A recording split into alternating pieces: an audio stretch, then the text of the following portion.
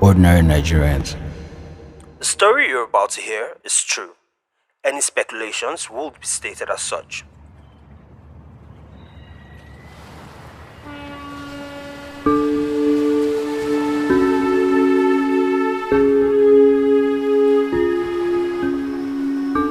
Early 1900s, Calabar, deep in the heart of the Southern Protectorate of British Nigeria.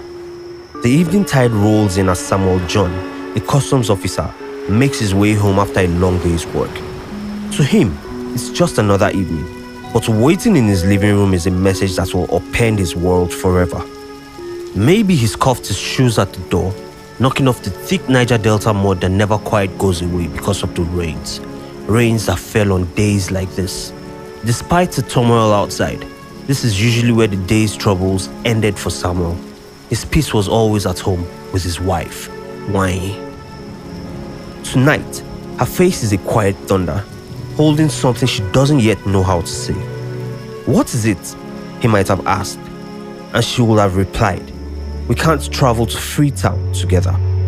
Not because she was sick, not because of war, but because her local overlord, a former slave master, had raised an objection under colonial laws. And although slavery had been officially abolished, that objection still stood. I might have made some assumptions trying to recreate this moment, but that last part is 100% true. Two consenting adults who were legally married under British authority could not leave the country together because the man who once owned the woman decided she couldn't go. It was the law in the Southern Protectorate of Nigeria. It's surreal to imagine, let alone say out loud, but it happened. Love is a universal experience that should not be limited by man-made impositions. But sometimes, we let tradition dictate our actions, overshadowing the essence of justice, which is that each person deserves fair and equal treatment, regardless of their differences. This is the story of two people who found love where they were not supposed to, at a time they weren't expected to, and how they were punished for it. It is a story of conservatism triumphing over progress, a painful reminder that laws are not always just. This is the story of the Ordinance.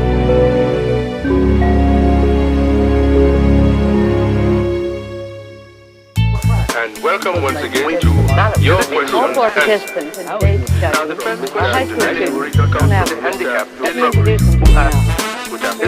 who asks that the 18-year-old Alpha Sanders. This is the Ordinary Nigerians podcast. Your window into the lives of the remarkable yet everyday Nigerians in history.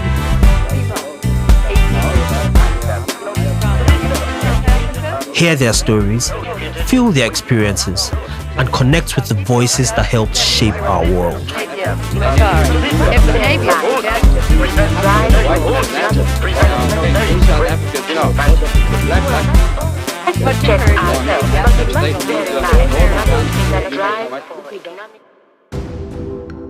Southern Nigeria became a British protectorate in 1900 after the amalgamation of the Niger Coast Protectorate and territories previously controlled by the Royal Niger Company. Prior to this event, coastal city-states like Old Calabar and Bonny held long histories of slavery, which evolved into a socio-political structure known as the house system. The house system in the 19th century Niger Delta functioned as a hybrid institution, part family, part commercial enterprise. Structured along kinship lines, each house operated like a profit-driven company, yet it also served as a socio-political unit. Membership was diverse, encompassing both free men and enslaved people, though the boundaries between these categories could be surprisingly fluid. Social mobility, while limited, was not impossible. Jaja Vokubo famously rose from slavery to become a powerful house leader. At their peak, some houses boasted several hundreds, even thousands of members, and they often oversaw smaller subordinate houses under their control.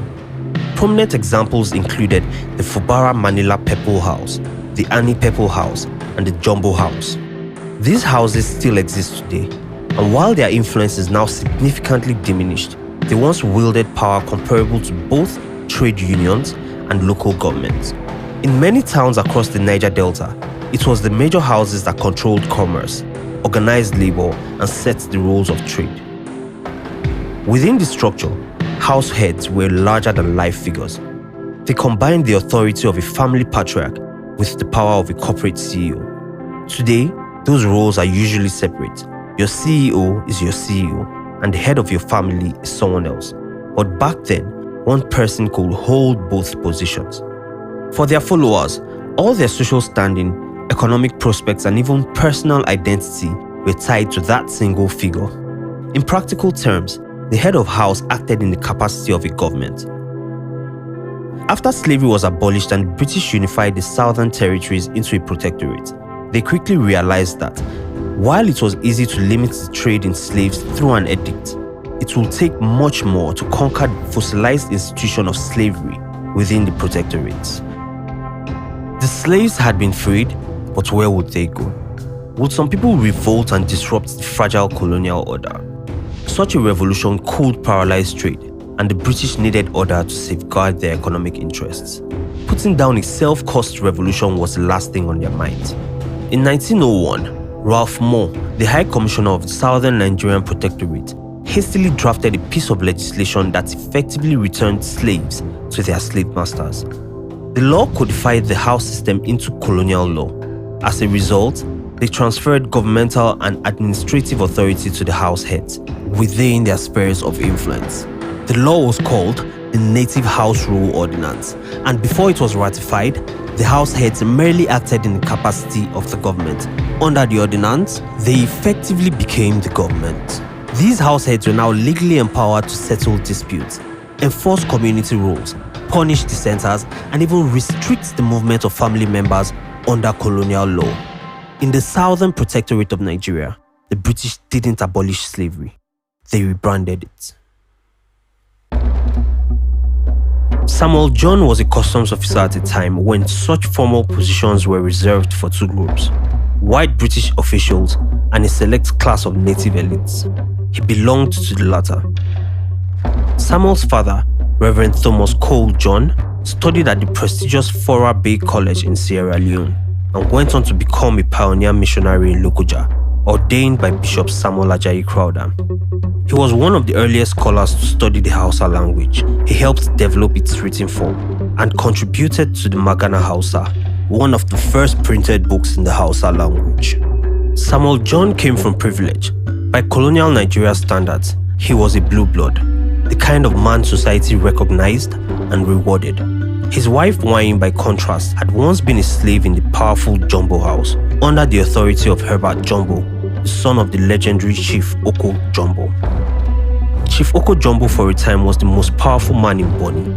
Born into slavery in the elite Fubara Manila Pepple House, he rose through the ranks to become its most influential figure and eventually the de facto ruler of the entire city.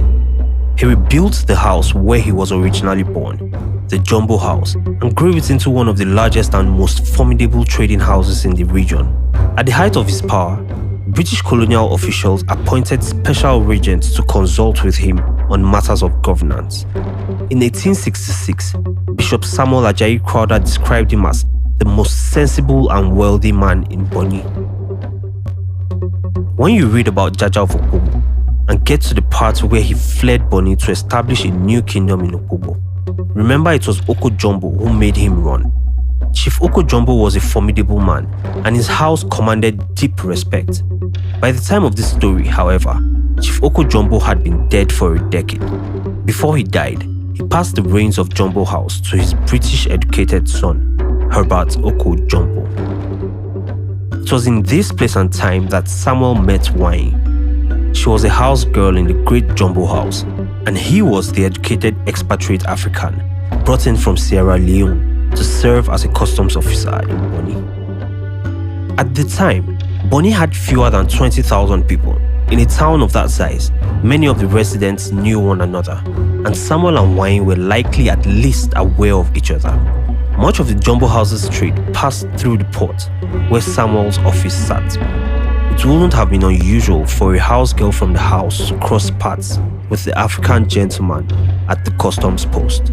So it was not strange that coincidence drew them into each other's orbits again and again until they fell in love.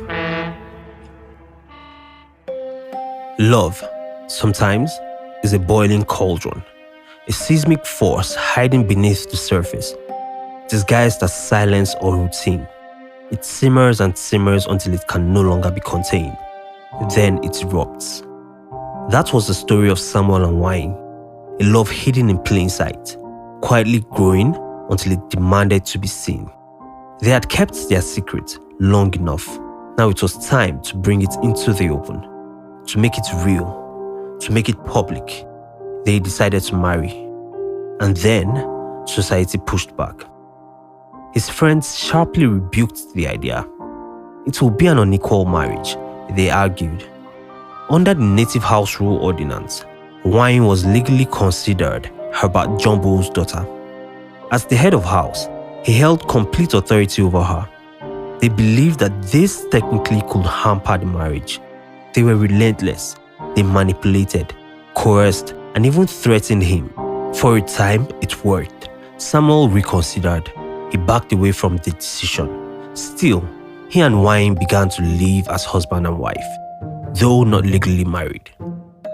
Subsequently, Samuel was transferred to Calabar, and Wayin joined him not long after. There in the new city, away from Bonny's shadows, he revived his plan to marry her. His friends confronted him once more, but this time, he did not budge. Quietly and behind their backs, he obtained a marriage license from the district commissioner, and under colonial authority, they got married in the Presbyterian Church, the only church in Calabar at the time. And for a while, they lived happily, but only for a while. I'm unsure of the exact date, but it was around 1902 to 1903 when John applied for a leave to visit his home in Sierra Leone. As expected, he planned to take his wife with him. They must have arranged the trip some time prior, and he likely looked forward to introducing his wife to his family, possibly sharing some nostalgia before returning to his life in Calabar. However, tragedy struck when Herbert Jumbo, the powerful head of the Jumbo House, raised an objection under the Native House Rule Ordinance.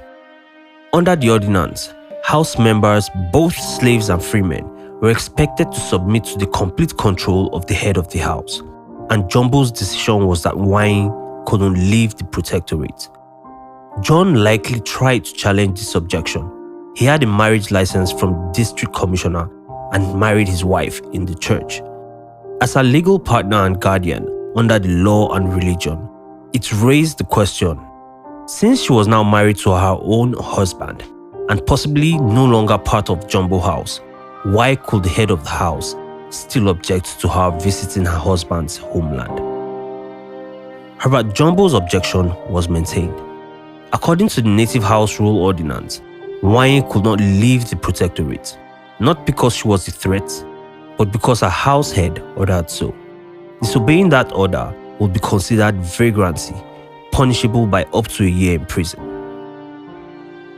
Though she was no longer a slave, her freedom extended only as far as her house head's permission, and perhaps he felt he had granted too much already. He had allowed the marriage, he would not allow the journey. The ordinance gave house heads sweeping powers. They could order arrests and influence the imprisonments of slaves who fled or defied them.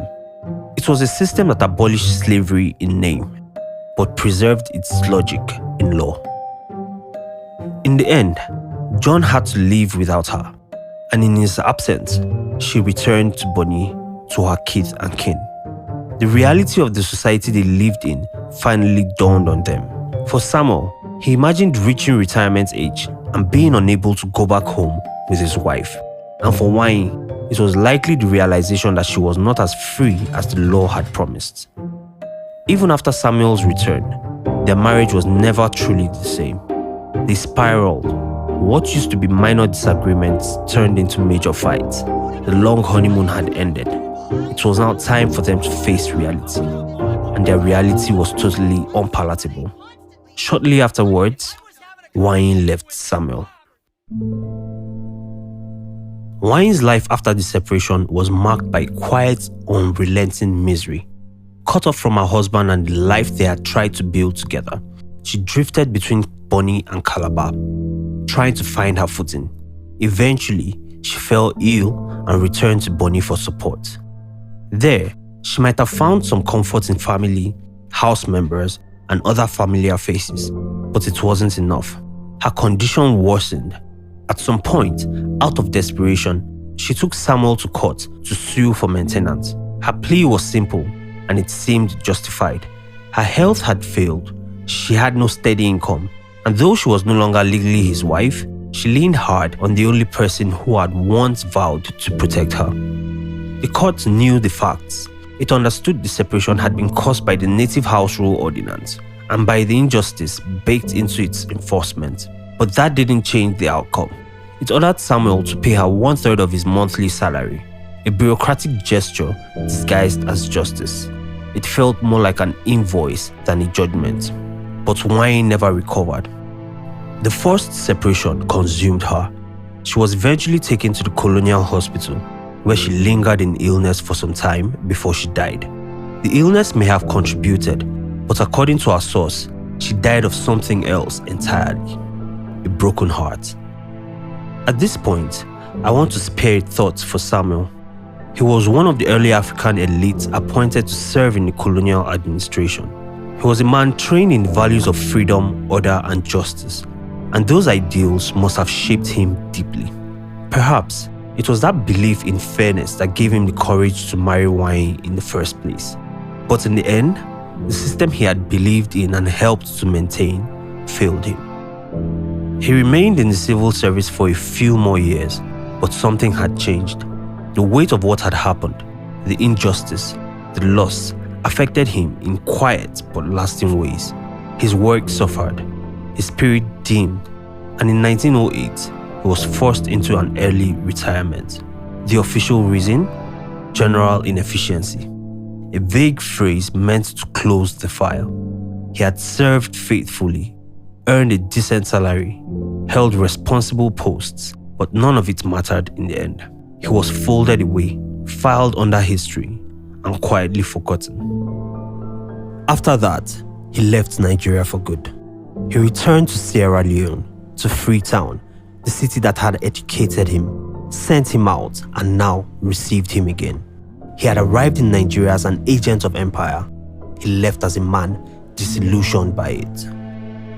Perhaps the only reason why we know this story is that Samuel John was not an average Nigerian. He belonged to the educated elites. His father had been a respected clergyman. Samuel himself held high-ranking positions within the protectorate. He was not powerless, and yet he suffered under the same system that claimed to have freed the powerless. The Native House Rule Ordinance had been sold as progress, a legal framework for order in a post-slavery society. But in practice, it gave the institution of slavery one last breath, one final journey, one more heart to break for the road. If there is any cold comfort in this story, it's this: the injustice did not discriminate. The highborn and the lowly were both caught in its grip. The law failed them all equally. There's a point I haven't made about the Native House Rule Ordinance. It's a point that redefines the nature of its cruelty. Before colonial law formalized the house system, slaves could, in some cases, negotiate their freedom or rise through the ranks. Figures like Jaja of Okpobo and Chief Okojumbo, born into slavery, eventually became powerful heads of houses. Though imperfect, the pre-colonial arrangement allowed for a form of social mobility. But all that changed with the introduction of the Native House Rule Ordinance. Under the ordinance, a house was defined as a group of individuals subject to the control and authority of a head of house, following native law and custom. Under the same ordinance, a member of a house was any person who, by birth, affiliation, or servitude, including slavery, fell under this authority. More importantly, the ordinance declared that every indigenous person in the Southern Protectorate had to belong to a house. Those who refused or neglected to submit themselves to the rule of a head of house were liable to a fine of up to 50 British pounds or imprisonment for up to a year, or both. For context, Samuel's annual salary at this time was 100 British pounds. Two things stand out. First, the ordinance gave heads of houses full control over everyone under their jurisdiction. This control was codified, enforceable, and supported by colonial law. Native Nigerians, particularly in Lagos Colony, considered this an abomination of the native laws it was supposed to preserve. Where there had once been room for negotiation, whether to fully dissociate from slavery or to attain a more prominent role within the house, the ordinance closed that door, sealing the hierarchy into law forever. Second, by requiring every indigenous person in the region to belong to a house, the ordinance reshaped the power dynamics of the entire Niger Delta. Independent individuals and smaller houses were now legally compelled to submit to more powerful houses. Voluntary affiliations became obligatory subjugation. As a result, many brave or formerly autonomous slaves who understood the implications of this legal shift fled the region altogether. They found refuge in the Northern and Western Protectorates, where there were better opportunities for upward mobility. Some of these runaway slaves were pursued by their former slave masters into the new areas using colonial machinery. Some were retrieved, some violently, recounting a harrowing story of the ordinance to the watchful gaze of the Lagos elites. Alarmed by the brutality of the system, the Lagos elite soon began assisting some of the former slaves in regaining their freedom and lobbying the colonial government to repeal the Native House Rule Ordinance. A notable example is Sapara Williams, who in his capacity as a lawyer helped several slaves gain their freedom. In 1910, about a decade after the ordinance's enactment, an alliance of elite Nigerians, mostly in the Lagos colony, established the West African Auxiliary of the London-based Anti-Slavery and Aborigines Protection Society. This society was itself a coalition of various anti-slavery organizations from across several British colonies and was headquartered in London. On August 30th, 1910, the inaugural meeting of the society was convened by Sapara Williams and Herbert Macaulay. During the meeting, the distinguished Bishop James Johnson was appointed as the president and chairman of the Lagos Auxiliary, while Sapara Williams became the vice president and vice chairman. Other influential Lagosians were also appointed to prominent positions within the society. Some of these were lawyers, some owned newspapers, others were learned scholars, writers, or editors. The newly formed society immediately sprung into action. They gathered materials, compiled letters, petitions, and commentaries regarding the Native House Rule Ordinance. With stories like those of Samuel and Wayin, they aimed to highlight the effects of the ordinance on residents within the affected areas. Their goal was to educate the public and apply pressure on the government locally, but these compilations served a broader purpose as well. They were sent to the society's headquarters in London to provide accurate information, alternative perspectives, and additional media materials, enabling the parent society to take action with the British government. It was a top-down approach. The Lagos Society sent vital information and materials to headquarters, which corresponded directly with the colonial office in London. They dispatched letters to the Secretary of State for the colonies, members of British Parliament, and occasionally to the colonial governor in Nigeria. The Anti-Slavery and Aborigines Protection Society also forwarded these locally sourced materials to the British press and published articles about local campaigns and activities in their widely read journal. Additionally, the organization sometimes issued pamphlets and collaborated with the Church Missionary Society in the campaign against the Native House Rule Ordinance. Following sustained pressure from the society, the British government initiated an official investigation into the nature and implementation of the ordinance, promising to amend the law if the investigation warranted it. While the society challenged the law, opposition unexpectedly arose from local interests. Some house heads and chiefs, who primarily benefited from the ordinance's operation, began writing letters and petitions to the colonial administration in defense of the law. They criticized the campaigners, whom they labeled as Lagosians, and strangers who regard the disintegration of the house as a benefit, essentially claiming that the Lagosians were unaware of the system they sought to change. However, all their protests could not halt the progress. By late 1911, the Secretary of State for the colonies ordered an amendment to the ordinance. This amendment allowed slaves to purchase their freedom at a price set by the district commissioner.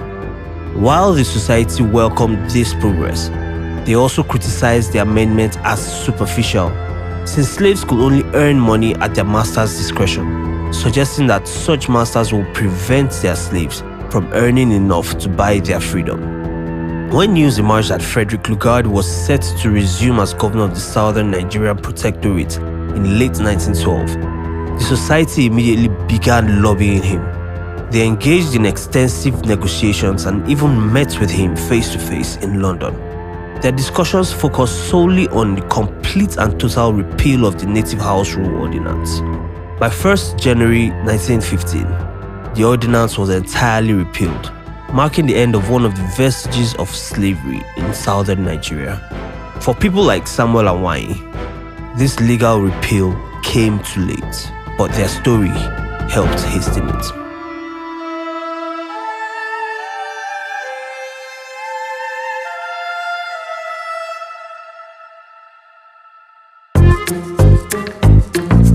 Thank you for listening to this episode of Ordinary Nigerians. If you enjoyed it, kindly give us a like on whatever platform you're listening on and follow us on social media at Nige History Pod. That's NIG History POD. This episode was written, directed and produced by Samuel Smith Ishola. Scoring, audio production and voiceover by Shit Curtis Brian.